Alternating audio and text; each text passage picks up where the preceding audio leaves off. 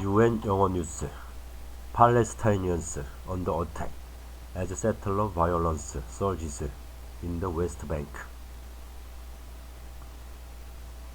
The 2 weeks since Hamas's attack have seen a sharp increase in settler violence in the West Bank. Abed Wadi was getting dressed for the funeral when a message arrived. It was an image forwarded to him by a friend of a group of masked men posing with axes, a petrol canister, and a chainsaw with text printed on the image in Hebrew and Arabic. To all the rats in the sewers of Kusra village, we are waiting for you and will not mourn you, the text said. The day of revenge is coming. Kusra is Wadi's village on the northern part of the West Bank near Nablus. The funeral that day was for 4 Palestinians from the village. 3 had been killed the previous day, Wednesday, 11 October, after Israeli settlers entered Kusra and attacked a Palestinian family home. The 4th was shot dead in clashes with Israeli soldiers that followed. The following day, the Kusra villagers were preparing to set out for a hospital half an hour away and return with the bodies of the dead. To do so, they would need to travel across land that is dotted with Israeli settlements, where the risk of violence, high even in ordinary times, has risen dramatically in the 2 weeks since Israel went to war with Hamas. Wadi put his phone down and continued getting dressed. There were 4 men in refrigerators in the hospital who needed to be brought home. He was not going to be deterred by a threat, he said. He had heard too many. There was no way for Wadi to know that in a few hours' time, hardline Israeli settlers would confront the funeral procession, and his own brother and young nephew would be shot dead. If we had delayed 1 or even 2 days, what good would it have done? Wadi said, sitting in the shaded courtyard of his family home in Kusra. Do you think that the settlers would have left this place on the 2nd day? Abed Wadi on his rooftop in Kusra. We wanted hope for our children, but it has gone, he said. According to the UN humanitarian office, the week that followed Hamas's murderous attack was the deadliest for Palestinians in the West Bank since it began reporting fatalities in 2005, with at least 75 Palestinians killed by the Israeli military who were settlers, and the incidents of settler violence up from an average of 3 a day to 8 in one raid on a Palestinian refugee camp and a rare air strike in the region. On Thursday, 12th, Israeli forces killed at least 12 people, Palestinian officials said, and Israeli police said 1 officer was killed. There was a real risk of the occupied territory spiraling out of control, the UN said this week. Palestinian residents of the West Bank say that while the world's attention is drawn to the unfolding disaster in Gaza, Israeli settlers are taking advantage by entering villages and expelling and even killing Palestinian civilians in at least 3 cases, according to video footage or eyewitness testimony from villagers. The settlers have been wearing military uniforms or accompanied by the Israeli military in their attacks. The first 3 men who died in Kusra had gone to defend a family in a house on the outskirts of the village after settlers approached the house and began throwing rocks at it, several residents told the BBC. Video still of crashes in the village of Kusra. They say the settlers then opened fire at the Palestinian neighbors who came to assist, killing 3 young men: Hassan Abu Sorow, 16, Obaida Abu Sorow, 17, and Musab Abu Reda, 25, and gravely wounding several others. Muath Ode, aged 21, was killed later in clashes with soldiers. Among the wounded were a father and his 6-year-old daughter, who lived at the house, who were shot in the face and in the abdomen, respectively, according to 2 people who received the dead and wounded at a nearby medical clinic. One of those assisting at the clinic was Amr Abu Sorow, another cousin of the victims. It fell to Amr to call Said Abu Sorow, the father of 17-year-old Obaida. I told him, "Your son is lightly injured," Amr said in an interview alongside Said in Kusra on Tuesday. "I could not give him this shock over the phone." Said rushed to the medical center. "They told me that my son was injured, but there was no way for me to see him at that moment," he recalled, his eyes shining with tears. "I told them I wanted to see my son now, and I entered that room, and I saw that by the grace of God he had been martyred." Said Ode lost his 17-year-old son last week. "This sadness will remain in all of our people," he said. The following day was said to be the funeral for the 4 victims. Ahmed Wadi put the image of the masked man with axes and chainsaws out of his mind and joined the funeral convoy, bringing the bodies back from the hospital to Kusra. As the cars and ambulances made their way along the nebulous Ramallah road, the convoy was ambushed by hardline Israeli settlers in the crash that followed, according to video footage and eyewitness testimony. The settlers pelted the convoy with stones. Some members of the funeral convoy threw stones back, and the Israeli settlers and the soldiers responded with live fire. In the chaos and heavy random gunfire, Ahmed Wadi lost track of his brother, Ibrahim, a 63-year-old local politician with the Fatah movement, and Ibrahim's son Ahmed, a 24-year-old law student.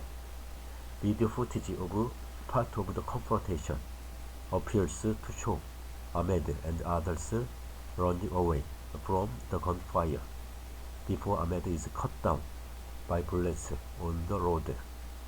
"They told me my nephew was shot twice in his stomach and once in his neck, and my brother was shot in his waist towards his heart," Wadi said.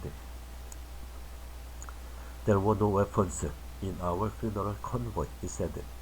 Usually we would fly the Palestinian flag from the cars, but we did not even fly our flag because of the fear.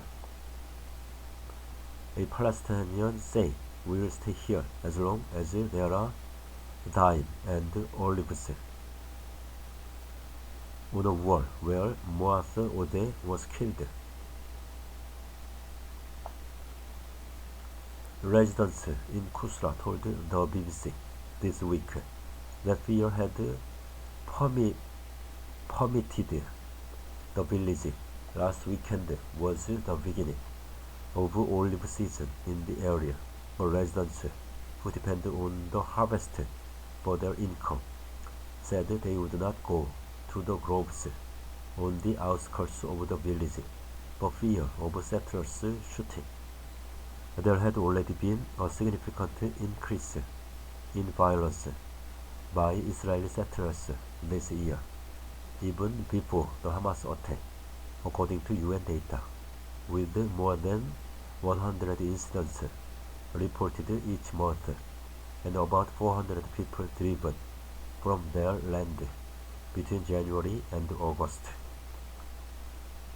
Israeli human rights organization B'Tselem told the BBC that since the attack, it had documented a concerted and organized effort by settlers to use the fact that the entire international and local attention is focused on Gaza and the north of Israel to try to seize land in the West Bank. Partial data compiled by B'Tselem covering the first 6 days after the Hamas attack recorded at least 46 separate incidents in which he said settlers threatened, physically attacked, or damaged the property of Palestinians in the West Bank. A lot of shepherding families and communities have fled because they were threatened in the past week by settlers, said Roy Yale, a spokesman for B'Tselem. Settlers have been giving residents a deadline to leave and telling them if they don't, they will be harmed, and some villages have been totally emptied out. Masked Israeli settlers attack Palestinian olive farmers in the West Bank, October 2020.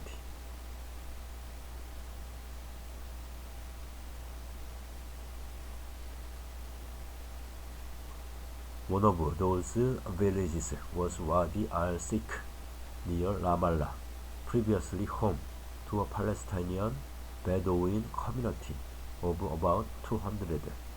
For months we have been facing harassment and attacks from settlers day and night, but since the start of the war, the attacks increased, said Abdul Rahman Kabna, 48, a farmer from Wadi al-Sikh.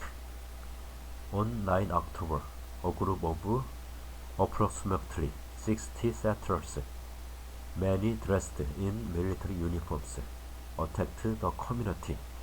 According to two now exiled residents, they attacked us with weapons and terrified everyone. Kabna said then they gave us 1 hour to go out with our ship and threatened us to death if we didn't leave. The resident walked more than 10 kilometers to escape, said another resident, Ali Arara, 35.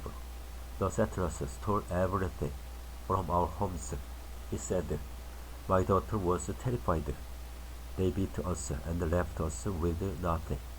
According to B'Tselem and Yeshidin, another Israeli human rights group which monitors West Bank violence, the intimidation and forced displacement reported in Wadi al-Sikh has been repeated in communities across the territory since 7 October. In one of the most shocking incidents caught on film in the past week, an Israeli settler entered a Palestinian village called Al-Tuwani near Hebron and shot an unarmed Palestinian resident in the stomach at point-blank range, while an Israeli soldier appeared to look on. The incident began when two armed settlers, accompanied by a soldier, attacked a home on the outskirts of the village, according to 3 residents, including the homeowner. 3 Israelis came to my house. They were armed, and one was wearing the uniform of the army, said Musab Labai, 36. One of the settlers came into the house, pushed me and beat me on the head with the gun, and told me he was going to shoot me.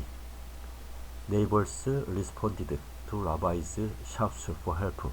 He said, among them was Zakiriha Adra, a father of 4.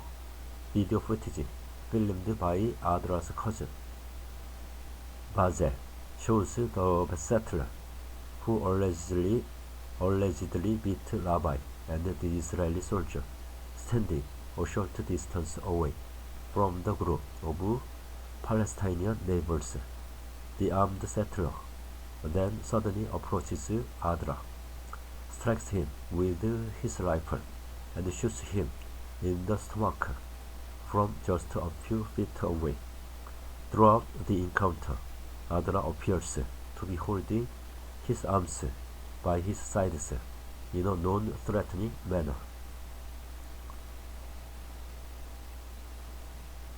Zakriya Adra was wounded by a shot to his stomach at close range. According to the family, Adra is now in hospital in critical condition. He survived, but the bullet has done a lot of damage inside his stomach, said Bazel, his cousin. Musab Rabbi, whose house was attacked, said the shooting had been a culmination of days of threatening behavior and property destruction by the settlers. Since Saturday, they have been standing around the village, armed with guns and using a bulldozer to destroy trees, he said. The men here in the village have been sleeping in shifts only a few hours each, so there is always someone awake in case the settlers attack. The BBC asked the Yesha Council, the umbrella organization for the settlers in the West Bank and elsewhere, to comment for this story, but they declined. Moti Yogev, the acting deputy head of the Binyamin Council, which also represents settlers in the region, said that violent settlers belonged to the fringes of the settler community.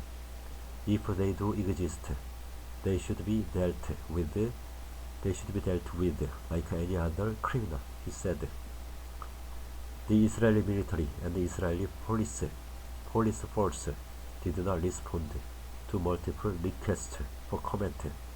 The most tragic thing is that the violence by these extreme settlers does not produce any response from the Israeli military, said Dov Kenin, a former Israeli politician and peace activist.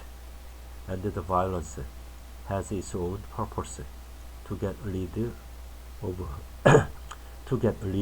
these small Palestinian communities, to eject them from their homes.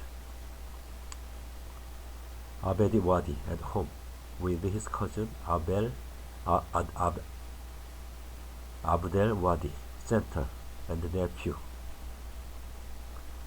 Mahmoud Wadi, whose father was killed last week. The fear for many Palestinians now is that the situation in the West Bank will only get worse. Israel's National Security Minister Ital Ben-Gvir announced last week that the government would purchase 10,000 rifles to arm Israeli civilians, including those in West Bank settlements, a move that threatens to further blur the lines between armed settlers and members of the military in the occupied territory. In Kusra, Abed Wadi said he had heard the news about the 10,000 rifles. He shook his head. It won't change anything for the people of Kusra, he said. Wadi was sitting in his courtyard, surrounded by posters bearing the image of his brother, his nephew, and the 4 other men from the village who were killed last week. We have always seen the rifle in the hands of the settlers. They have been shooting at us for a long time, he said. But something had changed, he said. It seemed as though the settlers had become more aggressive, more radical. Farmhouses are being burned, olive trees cut down, cars broken into, land is being stolen. Wadi said, and this is just our village. If you were to look to the next village and the next village, you would find anger and pain in everyone, he said, and you would see no end to it. Allah Badana contributed to this report. Photographs by Joel Gunter.